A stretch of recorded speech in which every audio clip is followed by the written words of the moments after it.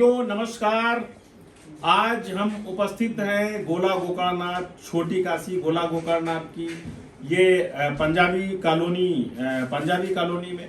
और हमारे गोला वासियों के लिए बहुत ही खुशी की बात है कि हमारे बीच के पारस कोहली जी, आपने एसएससी सीजीएल की पढ़ाई परीक्षा पास करके और आपने सुपरिंटेंडेंट इनकम टैक्स ऑफिसर के पद पर चयन अपना प्राप्त किया है। और हमारे बीच बहुत ये सौभाग्य की बात है कि आपके पिताजी श्रीमान सुधीर कोहली जी उपस्थित हैं, माताजी मोना भाभी हम लोग कहते हैं, आप उपस्थित हैं, और हमारे भानु प्रताप सिंह जी उपस्थित हैं, और साथ में कृषि के छात्र राहुल उपस्थित हैं, राजकरण उपस्थित हैं, विशाल उपस्थित हैं, और प्रियांशु हैं, और गौरव हैं, और नेहा एक छात्रा, ये भी अपनी यूपी कैडेट की तैयारी कर रही छात्रा, और ये अधिवेक प्रताप सिंह, और इतने सब लोग आपका सम्मान करने के लिए यहाँ पर उपस्थित हैं। और पूरे नगर वासियों को बहुत ही गर्व हो रहा है। और ये हमारे बीच जब छात्र उपस्थित हैं, और ये वीडियो नगर से लेकर के प्रदेश और देश के सभी युवा इस वीडियो को भी देखेंगे। और चूंकि ये एक हमारे युवा के द्वारा बहुत अच्छी उपलब्धि हासिल की गई है, तो निश्चित रूप से उस उपलब्धि को कैसे हासिल किया गया है, तो उसके लिए कुछ वाक्य सभी के लिए प्रेरणा स्रोत हो सकते हैं। हम पारस जी से निवेदन करेंगे कि पूरे देश के छात्र छात्राएं जो भी एसएससी सीजीएल में अपना कैरियर बनाना चाहते हैं, तो आप उनके लिए कुछ प्रेरणादायक वाक्य के माध्यम से इस सफलता के पीछे कैसे आपका कौन कौन हैंड्स रहे, कौन कौन रणनीति रही, उसके बारे में कुछ बताने की कृपा करें पारस जी। मेन जो मेरे इसके पीछे खास है मम्मी पापा मेरे, और मेरा बड़ा भाई सबसे बड़ा सपोर्टिंग रोल है जिनका। बाकी एग्ज़ाम के लिए तो यही कहूँगा कि रेगुलर इसमें प्रैक्टिस चाहिए, रेगुलर प्रैक्टिस करते रहो। भले ही दिन में 2 घंटे पढ़ो, 3 घंटे पढ़ो, उससे घंटों से कोई मतलब नहीं है, लेकिन रेगुलरिटी कंसिस्टेंसी रखनी है जब तक एग्ज़ाम क्लियर नहीं हो जाता। अगर भरोसा है खुद पे कि होगा क्लियर, तो लगे रहो बस। अच्छा, तो इसमें कुछ जैसे कुछ खाने पीने की भी स्ट्रेटेजी रहती है। जैसे बहुत से लोग पढ़ाई करते हैं, मेहनत करते हैं, फिर वो कई बार नहीं वहाँ तक पहुँच पाते हैं, उनका खाना पीना स्वास्थ्य आड़े आ जाता है। तो इसमें कुछ आप बताएं कि कैसे खाने पीने के हैबिट्स क्या हों।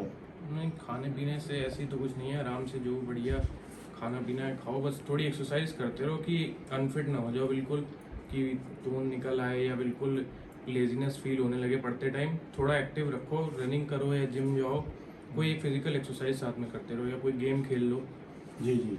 अच्छा, कुछ लोग शाम रात में पढ़कर पसंद करते हैं, या सुबह कुछ लोग दिन में पढ़ते हैं, तो इसमें कौन सी रणनीति अच्छी रहती है? आपने कौन सी चुनी रणनीति? मैं सर्दियों में रात में पढ़ता था, और इधर गर्मियों में दिन में पढ़ता था, क्योंकि दिन लंबे होते हैं गर्मियों में, तो ज़्यादा टाइम मिल जाता था।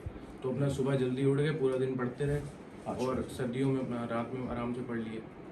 अच्छा, पढ़ने के लिए कौन सा आपने माध्यम चुना? जिससे कुछ लोग बुक से तैयारी करते हैं, कुछ लोग ऑनलाइन यूट्यूब से तैयारी करते हैं, कुछ लोग अपनी नोट्स बनाते हैं। इनमें से सबसे अच्छा आपको कौन सा लगा तरीका?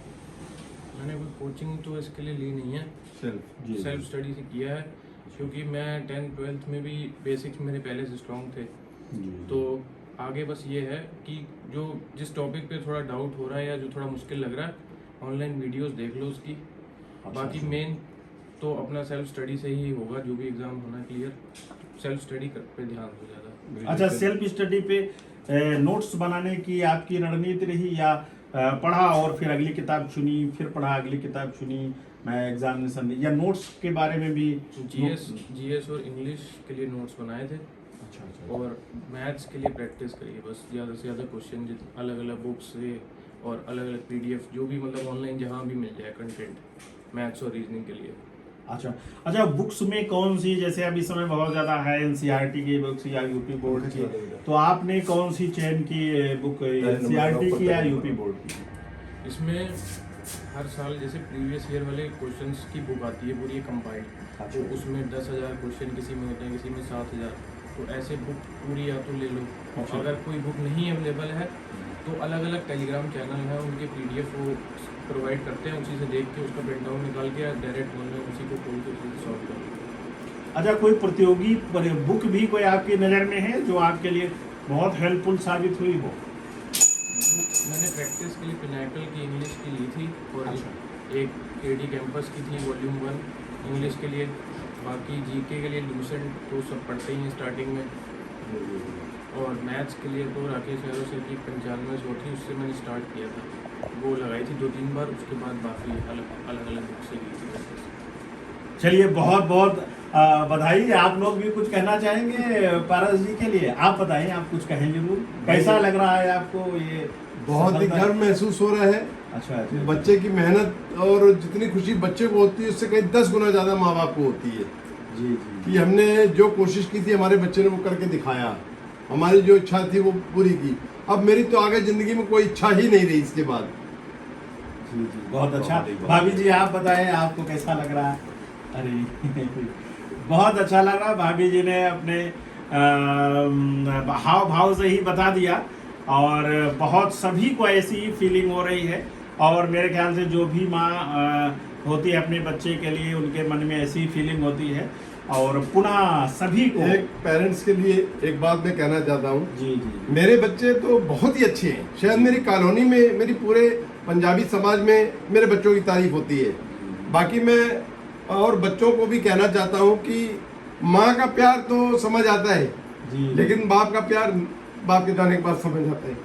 बच्चा जब बाहर पढ़ता है जी जी, तो माँ कहती है कि उसको बेटा रात को खाना खाया नहीं खाया, जाड़ा है, बाहर जैकेट पहन के जाओ, स्वेटर पहन के जाओ, कैप लगा के जाओ, ठंड है।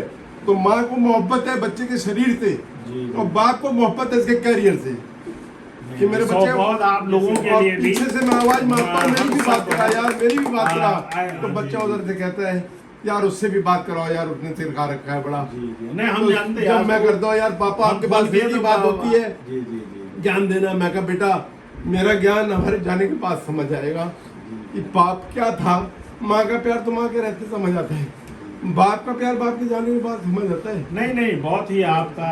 अभी हमें जब हमने कहा भाई पारस जी बाप से को भविष्य की सम्मानित करना चिंता है होती है तो- बच्चे की, जी जी, बोले और मैं। माँ को शरीर की चिंता होती है जी बच्चे जी की, जी जी तो बाप थोड़ा कड़वा लगता है। जी जी जी, बहुत ही बाप को पुनः बाप कड़वा आप- लगते हैं। बहुत ही गर्व की बात है हमारे पंजाबी समाज के लिए और हमारी पंजाबी कॉलोनी और गोला गौरव के लिए भी कि पारस कोहली जी का चयनित जो हमारा हुआ इनकम टैक्स सुपरिटेंडेंट के पद पर, और ये बहुत ही गर्व की बात है। और हम इन पेरेंट्स के लिए भी कहेंगे, इन्होंने बहुत सेक्रीफाइस किया है। हमारे सुधीर भैया हमारे बड़े भाई के समान हैं, और इन्होंने अपने पिताजी का नहीं देखा, सानिध्य नहीं ले पाए, तो इन्होंने अपने बच्चों को पूरा प्यार दिया है, पूरा सम्मान दिया है। और दोनों ही बच्चे बहुत ही ऊंचाइयों पे जाएंगे। ज़रूरी नहीं है कि बड़ा बेटा जॉब पे नहीं है, बट वो भी बहुत ही अच्छा बच्चा है Intelligent और बच्चा। बहुत इंटेलिजेंट है। पद ज़रूरी नहीं होता है, सम्मान और कद बहुत ज़रूरी है। इस बच्चे को बढ़ाने में मेरे से ज्यादा मेरे बड़े बेटे का रोल है। तो इसलिए मेरी दोनों के लिए बहुत शुभकामनाएं। सभी को पारस बहुत के लिए भी ढेर बहुत तालियों के साथ सभी लोग आपको पूरा बधाई देते हैं। आप पर गर्व है पूरे गोला को और हम सभी को और पूरे क्षेत्र को, जिले को। आपने जैसे इस देश के लिए एक मेधावी बच्चा तैयार किया, और आने वाले समय में आप जैसे ही माता पिता इस देश की सेवा के लिए ऐसे ही मेधावी बच्चों को तैयार करें और देश आगे बढ़े। और पुनः आप सभी को बहुत बधाई। आप लोग भावुक हो गए, भावुक होना भी लाजिमी है, क्योंकि एक ऐसा पल ही है, और इस पल में भावनाएं निश्चित रूप से अंदर से वो आती हैं। और आप सभी ये सुंदर, ये जो भावनाएं भी हैं, ये बहुत ही सुखद है, और ये सदैव निरंतर ऐसे ही बना रहे। और हाँ, भैया भी सभी की सेवा करते रहे। नमस्कार, जय हिंद, जय भारत, जय गोला, जय गोला। जय बोला मिठाई खिलाओ।